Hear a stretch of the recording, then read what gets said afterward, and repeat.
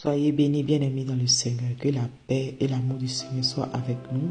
Bon début de semaine et bonsoir à tous. J'espère que votre semaine a bien débuté par la grâce de Dieu.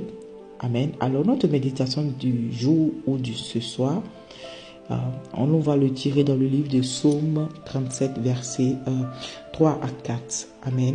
Notre thème de ce mois nous fait comprendre que dans le cœur de l'homme, il y a beaucoup de projets, il y a beaucoup de pensées, il y a beaucoup de soucis, il y a beaucoup de visions, mais c'est celle de Dieu qui s'accomplit.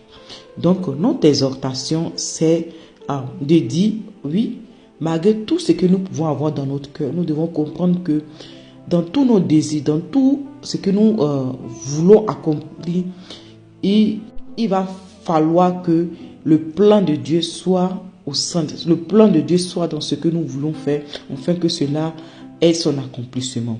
Donc, c'est de placer notre confiance dans le Seigneur, afin qu'il nous guide sur le droit chemin. Amen. Lisons la parole de Dieu. Alors, la Bible déclare, « Fais de l'Éternel tes délices, et il te donnera ce que ton cœur désire. Recommande ton sort à l'Éternel, mets en lui ta confiance et il agira. » Amen, amen, amen. Nous avons lu le psaume 37, versets 4 à 5. Amen.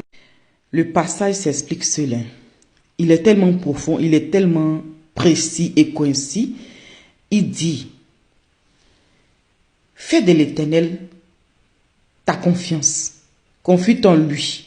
Il va te donner ce que ton cœur désire. Recommande-le dans tout ce que tu fais. C'est-à-dire, reconnais-le dans tout ce que tu fais. Il va agir dans ta vie. Il va agir dans ton projet en mettant ta confiance en lui. Amen. Notre thème, nous avons dit que nous le tirons de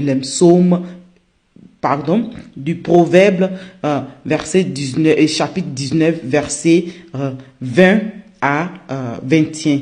Amen. Donc, c'était ça l'exhortation de ce soir.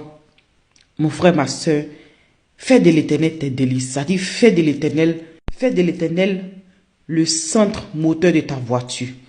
Et que à travers son Esprit Saint qui te guide sur le droit chemin dans tes entreprises, dans tout ce que tu vas entreprendre.